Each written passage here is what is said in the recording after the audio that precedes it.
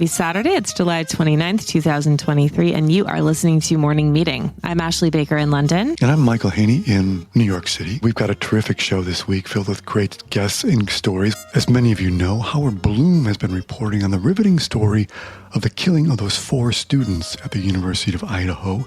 And this week, he's here to explain how the attorneys of the accused killer, Bryan Kohberger, have an audacious plan to prove his innocence. Then, Leslie M.M. Bloom has the story of the author of one of the most beloved children's books ever, who was also the forgotten prophet of nuclear doom. If you've seen Oppenheimer, the movie, it's a story that will resonate with you. And finally, it's almost August, and if you're still looking for somewhere to escape on your summer holiday that is far, far, far from the madding crowd, Marcia DeSanctis has just the place for you. Ashley, where would you like to begin? Well, Michael, I think we should start with the latest on the killings of those 4 University of Idaho students. We've spoken before with Howard Bloom here. He is a journalist who has been following all of the twists and turns through his series of investigations for airmail. In this week's issue, he reveals how Kohberger's defense team plans to prove his innocence. Could they actually get him off? Unclear, but if anyone can tell us, it is Howard Bloom. He's the author of several books, including the Edgar Award-winning American Lightning, Terror, Mystery, and the Birth of Hollywood, and The Century of Crime. He is currently writing a book about the Idaho student murders for HarperCollins. Welcome, Howard. Okay, Howard, so you've been doing intrepid reporting on this story out of Idaho, but suddenly, as you reveal in this week's issue of Airmail, Kohberger's defense team saying, not so fast, that they think it's not case closed and they're going to get him out of this case. Take us through their thinking and what their strategy is here. The defense team began by looking at the evidence that the prosecution has. The prosecution very triumphantly trots out that they have DNA on the knife sheath. They have videos of Kohberger's car in the area the night of the killing, that they also have Kohberger being not just in the vicinity of the house 13 times. And they put this all together. And then when the defense looks at it, they say, well, the DNA is just touch DNA, not blood DNA. That really doesn't count for too much. In all the car videos, there's not one single photo of Kohberger behind the wheel or of the license plate of the car. And there sure are a lot of Hyundai Elantras in Idaho. And as for the cell phone triangulation, well, that puts them within 13 miles, really, of King Road residents. And that's a pretty large neighborhood. It's enough for suspicion, but not for conviction. And then when the defense began looking even closer, a couple of things became clear to them. First of all, there is no connection at all between Kohberger and the victims. There's been reports in the press that Kohberger had been direct nailing a couple of the girls who were killed, that he had bumped into them in a restaurant in downtown Moscow. The defense is saying, not so fast. That's not true. There is no connection at all. And if there's no connection at all, then there's no motive. And that makes you think of a couple of things. One, you have to look at, is Kohberger really the most likely suspect? For example, he's able somehow to kill 4 people in a space of 8 minutes. And he's not a trained assassin, he's a graduate student. And then he's able to exit the house, which cops who first reported came to the scene described as a bloody mess, a horrific scene, without a speck of blood on his clothes, on his car, or in his apartment. And if Kohberger didn't do it, and if, as the prosecution is now saying in an explosive motion that they filed, that he has an alibi, then what could have happened? And this all circles back, according to people I've been speaking with, to drugs. That explains many of the mysteries of this case. Yeah, so take us through the potential drug connection and why the defense has really gone on the offensive now. Well, fundamental to this case is extremely perplexing mystery of why there is this sort of 8-hour gap between one of the students having spotted an intruder in the house and then reporting it to the police. So the defense began with that mystery weighing on them. They tried to look for answers.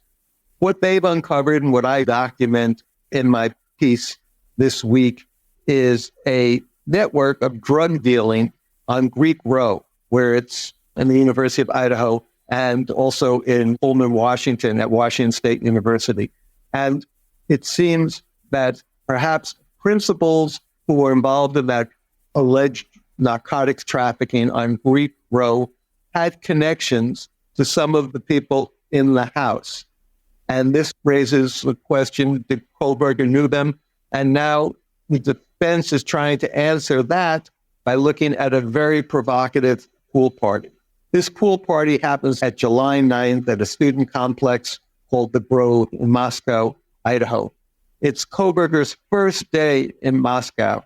He's just been in Pullman, Washington at Washington State University. And he's invited to this party because his father, who went out west with him when he first started graduate school, made the trip with him so his son wouldn't be alone and help him get acclimated to this new life away from Pullman, Pennsylvania, goes up to one of the people who lives in Kohlberger's new apartment complex and says, maybe you can take care of my son. He's pretty shy. So the guy who was an Army veteran, a nice man, he invites Kohlberger to this pool party. Kohlberger goes to the pool party. He's hanging around with the DJ. He's hanging around with a couple of other people. They're having fun. Kohlberger is in his bathing suit, sitting in the shallow end. And while he's there, according to witnesses that I've spoken with, he gets the phone numbers of two women who are at the party. Both of them were in bikinis. One of them has pink hair and tattoos in an intricate design going up her thigh. And he gets these numbers. This is Kohlberger. After he gets these numbers, he leaves shortly thereafter. But while he was there, did he meet any of the people who were involved in the alleged drug trafficking?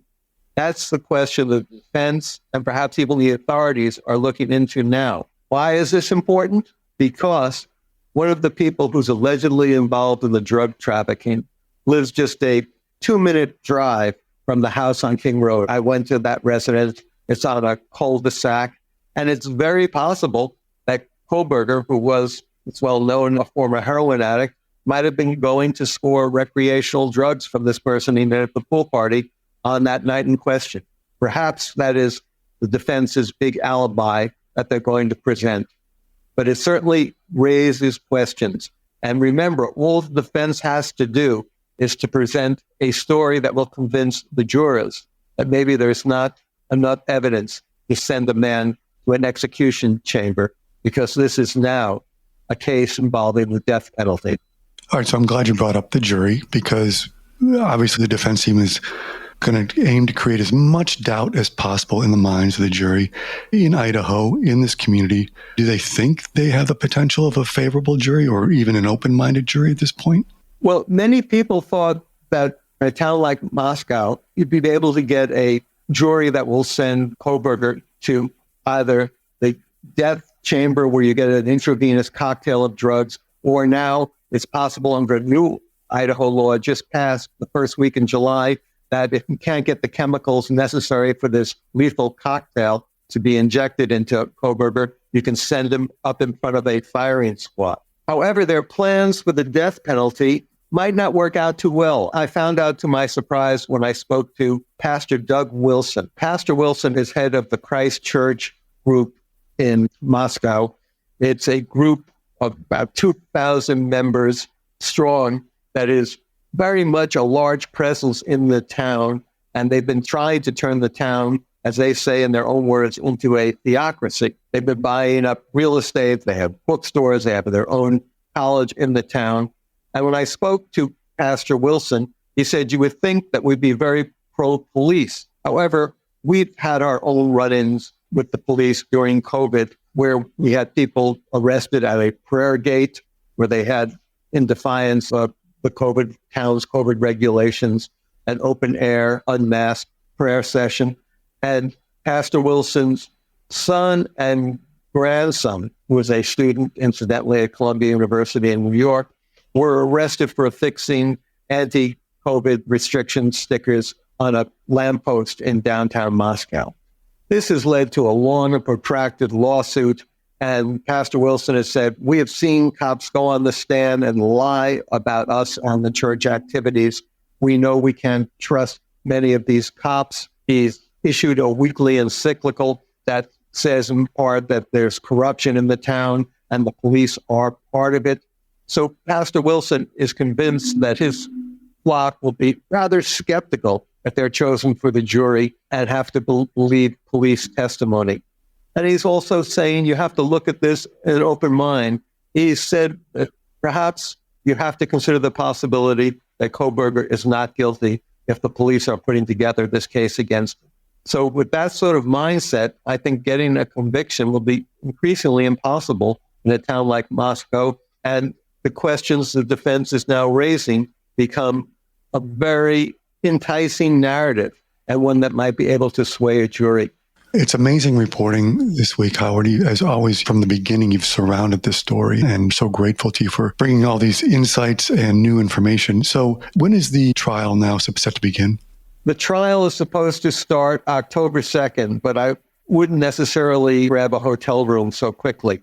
I predict, and this is after talking to many people involved, it will be postponed. It could be postponed as much as 6 months, and they might even change the venue. They might decide that they don't want to have it in Moscow, that there's too much prejudice in the town, and maybe it'll be moved to Boise or some other place in the state of Idaho. But that's just conjecture at this point. But October 2nd seems awfully close, and I don't see the case going to trial then.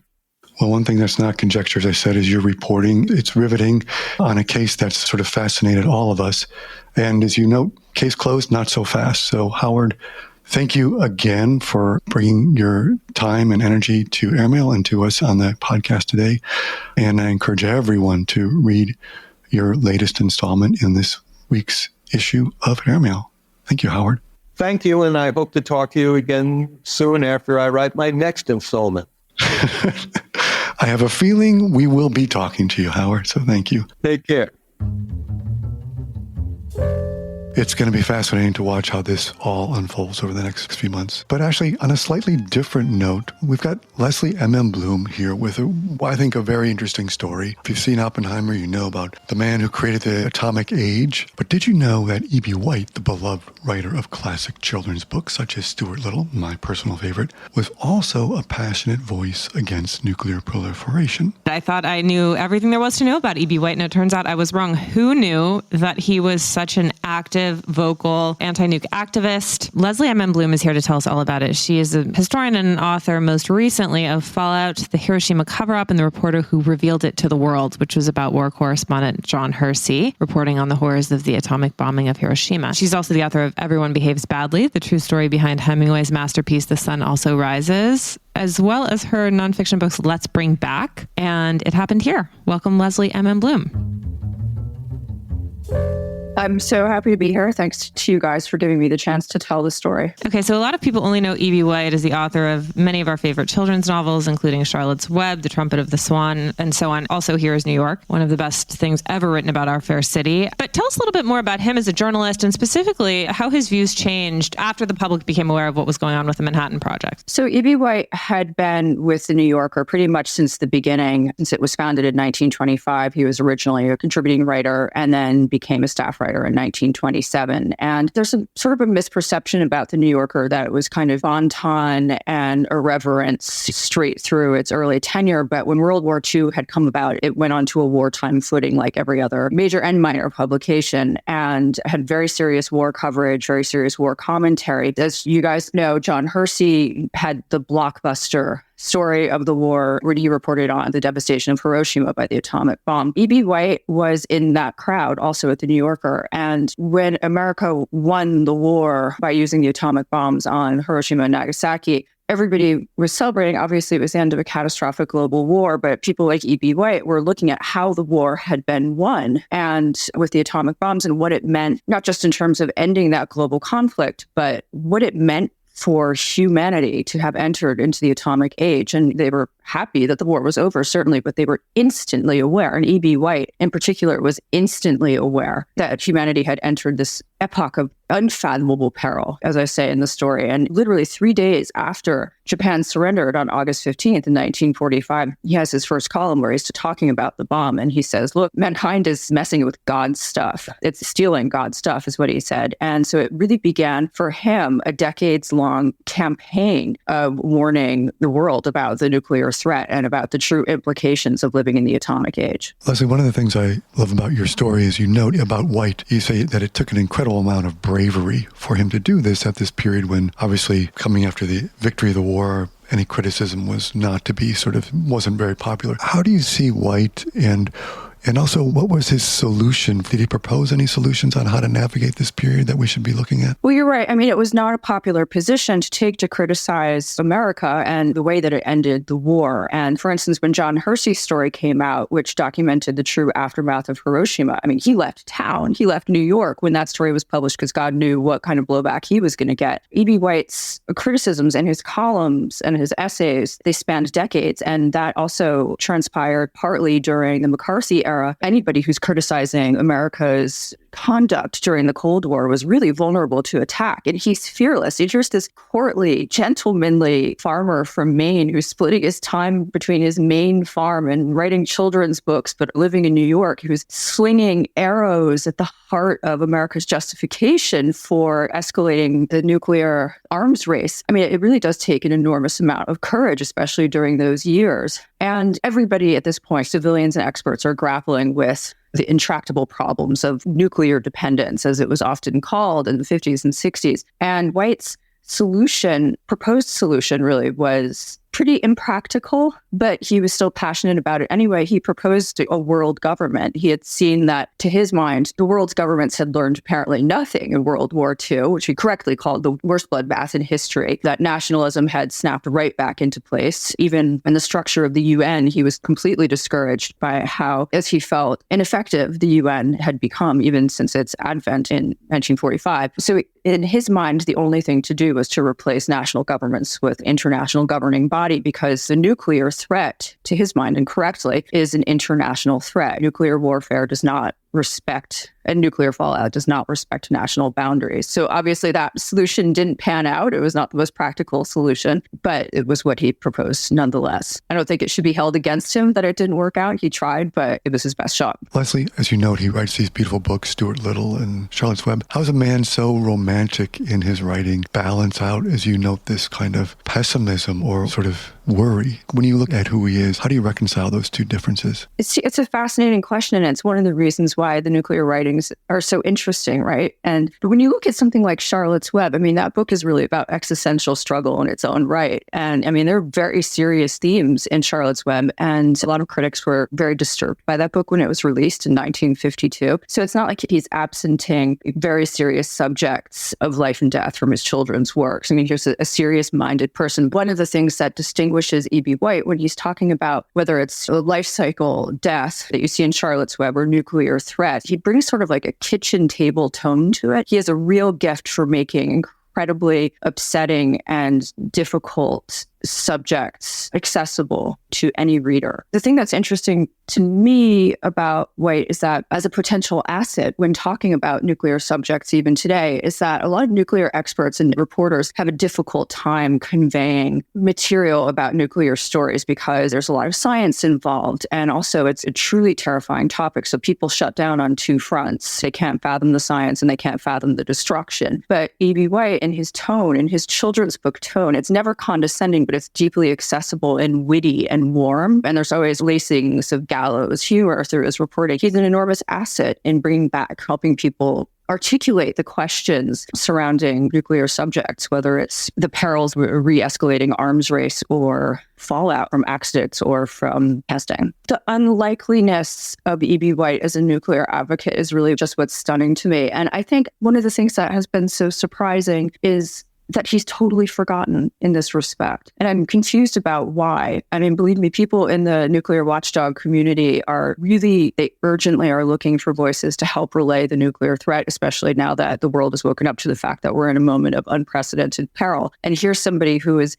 one of the most celebrated and well-known children's book authors. I mean, his name has never gone out of the public consciousness, but nobody knows about these writings. Just even when I was interviewing for this story, asking people for comment, I had no idea. And so it's just great to have the opportunity to talk about this critical and fascinating body of work with you guys. So thanks again for giving me the chance to write about it and talk about it here. Leslie, you're a star. The writing is heaven on earth, and we cannot wait to talk to you again very soon. Well, thanks for having me on, guys. So appreciated. Thank you. It's a beautiful story in this week's issue of Airmail. Thank you. Talk to you soon. Take care, Leslie.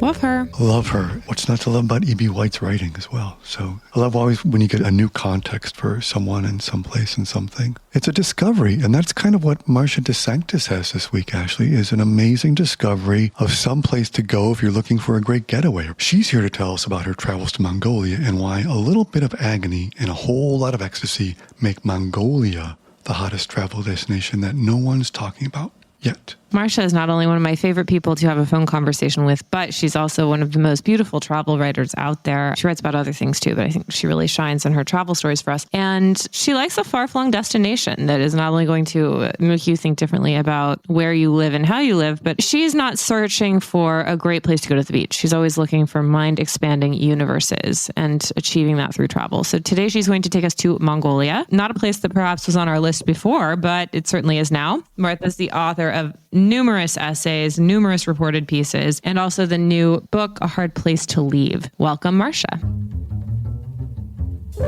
Marcia, how did Mongolia first come across your radar as a destination that would appeal to travelers? I think that Mongolia is a place that might be moving up in the wish list, the bucket list of people or for people. It's, I think that these days, with kind of an age of globalization and maybe urbanization, a lot of places are possibly becoming very similar, and the experience of travel can be very similar in many corners of the world. Mongolia has always appealed to me because it is, and this suspicion was borne out when I got there, it's very different. It's incredibly unique. There is nothing like it in the world. And just to experience that vastness, I mean, if you figure it's a country with 2.83 million people, 19th largest country in the world, with a population half that of the city of Phoenix. The vastness, the emptiness, the beauty, and also just this rich cultural heritage of the nomads. So I was really curious to see that, and so happy I did.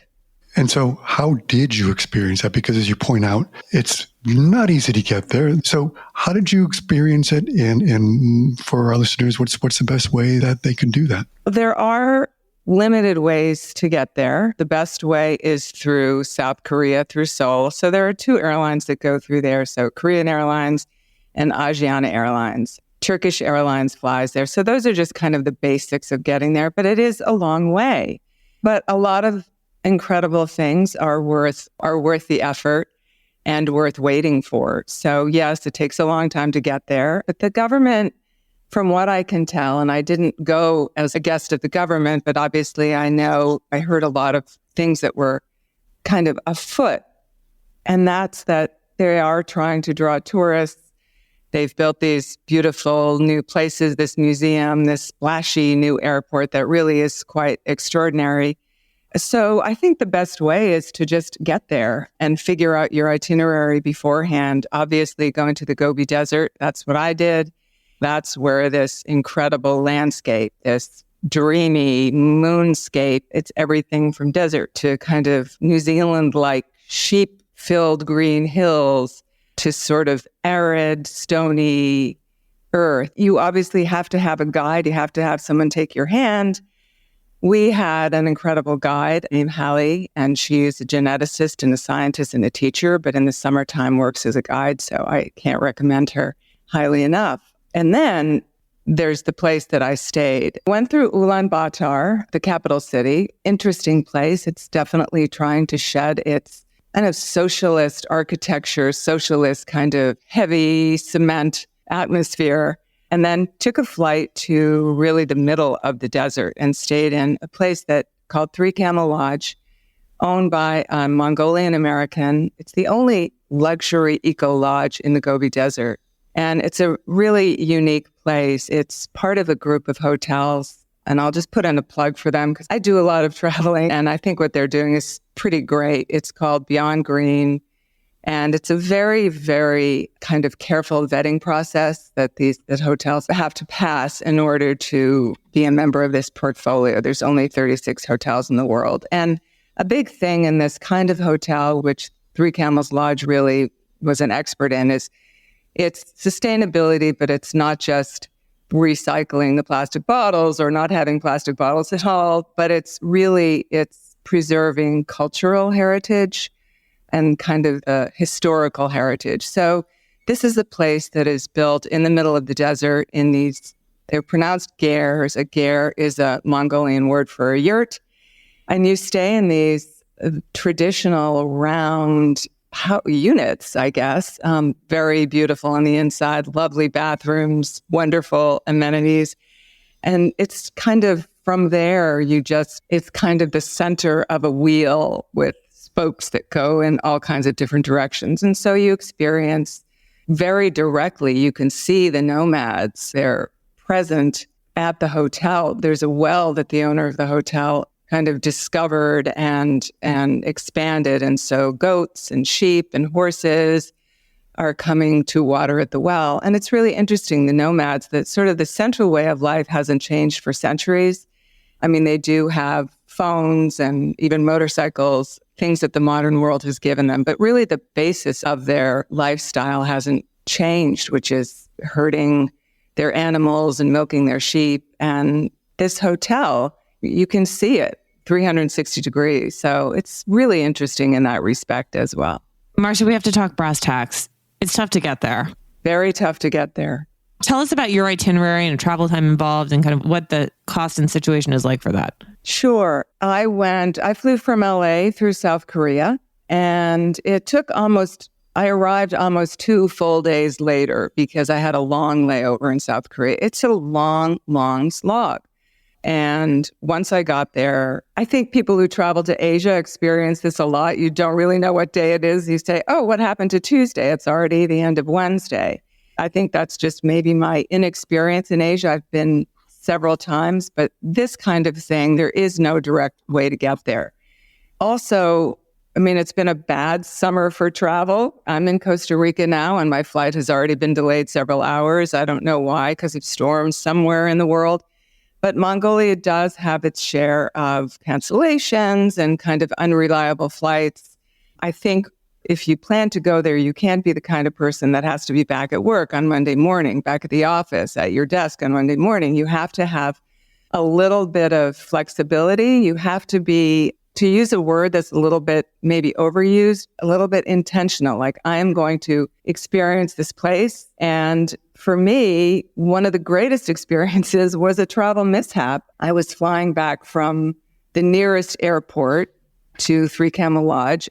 I was flying back to Ulaanbaatar, and the flight was canceled. And we either could have waited 12 hours for a flight that we weren't sure was going to come, and maybe it would. We weren't really given a guarantee, although they did tell us it was coming 12 hours later.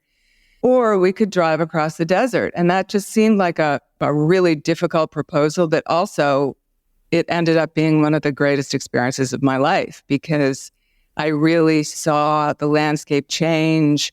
I saw the rains that they'd been waiting for 2 months, and people really celebrating. We saw herds of camel, we saw herds of horses and goats. But yeah, it's not a place where if you have 1 week vacation and you have 7 days, I wouldn't go to Mongolia. But if you can say, I am going to just throw myself into this incredible experience that I can't get anywhere else in the world, which I think people really want these days. And people like remoteness, and people like a sense of adventure. So in that sense, I'd say go for it. Sounds terrific. It sounds like if you go there, you've got to embrace the nomadic style of the country and just be ready to kind of follow it where it takes you. So it's beautiful. Yeah, I hope more people go. I think it's really trying to attract tourists, and I think the country really deserves it, especially people working in the tourism sector. They're trying really hard, and they're doing a good job, really good job. Wonderful. Thank you, Marcia. It's a very inspiring piece of reporting. Thank you so much. All right, Michael, I think we have our next holiday travel plans sorted, as they say. Maybe airmail retreat. Just book it over there. What could happen to 50 staffers on a ger in Mongolia? We'd get a lot have great ideas about it. I have no doubt of that. If they ever do a reboot of Lost, there's the premise for the first season. Funny. All right, Michael, it is the weekend. We've got things to do, people to see. Before we go out into the world, what do you have to recommend to us? Well, I'm going to recommend something which, like many of you, people may have seen it, but a lot of people haven't seen it already. Can we talk about Oppenheimer for a second? Because I'm going to. Can we? Are you kidding? Did you do the Barbieheimer thing? No, I didn't. I'm not a Barbiebarian, as they say, storming the gates of every multiplex. I saw Oppenheimer in the past week, and I just want to say, if you haven't seen it yet, please go see it. It's a stunning, brilliant, haunting film. And I think Christopher Nolan, he's made so many so-called fun movies like Batman about the fictitious battle between good and evil. But this one is about good and evil in the real world, and it's unforgettable. It's a story set in the past, but it's very apt for today. So I know a lot of you will probably think, I'll wait till see it on TV. I'm going to say, go see it in the theater. It's not just a big film in the true sense of the word, but a big film to be seen as big a screen as you can get. That IMAX experience, it'll just blow you away. So that's my recommendation. Okay, I saw it in IMAX, Michael, because when you're in the Midwest, that's what you do. And I have to say, the IMAX screening of that was too much for me. It was too loud. The explosions were too jarring. It was too much. But I thought the sound design on it, I mean, surely it's going to win an Oscar for sound design, because between the music and like those hums in the background throughout the entire 3 hours, what I loved about it is it didn't go where you thought it was going to go. I thought it was extremely well done, provocative, and a great weekend for the movies. I mean, we've all been reading the stories in the Times and elsewhere about the blockbuster numbers and ticket sales and all of that. And I think it's very promising. It gives filmmakers a lot of reasons to be optimistic that people will come and go to the theater again when there are movies this exciting that are not just the same old superhero franchises. So note to self. Yeah, and I think you mentioned an Academy Award for sound design. I think a special Academy Award for Murphy's eyes and the color of blue they are, and just whatever God's special effects for those, you can just get lost in them. I could look at those all day. Yes, you could, dear. And you, my dear, what can you recommend? Well, have you been watching Quarterback on Netflix? I have not. Tell me all about it. Okay, I think we should just establish right now, I'm not a football fan. Even though I was a high school cheerleader, I had no idea how the game was played. I have to tell you, I think this is such a great documentary. Wait, listeners, we're going to come back. I want to see a documentary on Ashley as a high school cheerleader in Kansas. All right, time in, continue.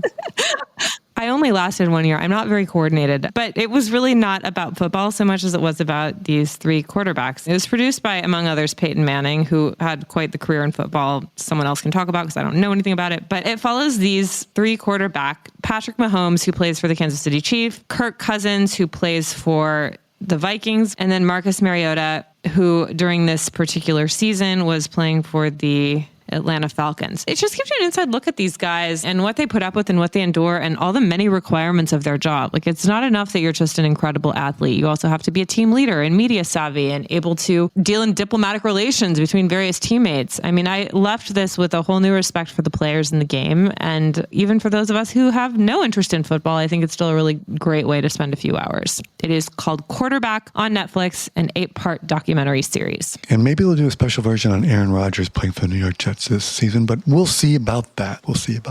Well, you lost me there, Michael. You lost me there. Anyway, we wish you all a wonderful weekend. Thank you for joining us. Next week, we'll be back with tales of Michael's high school athletic experience. Michael, will you please read us out? I'll just say, on your marks, get set, go.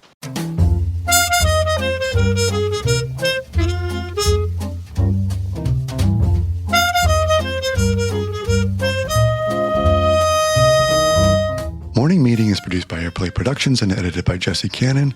Our co-editors are Graydon Carter and Al Sanders Stanley. Our chief operating officer is Bill Keenan, and our deputy editors are Ashley Baker, Chris Garrett, Nathan King, Julie Vitale, and Ash Carter.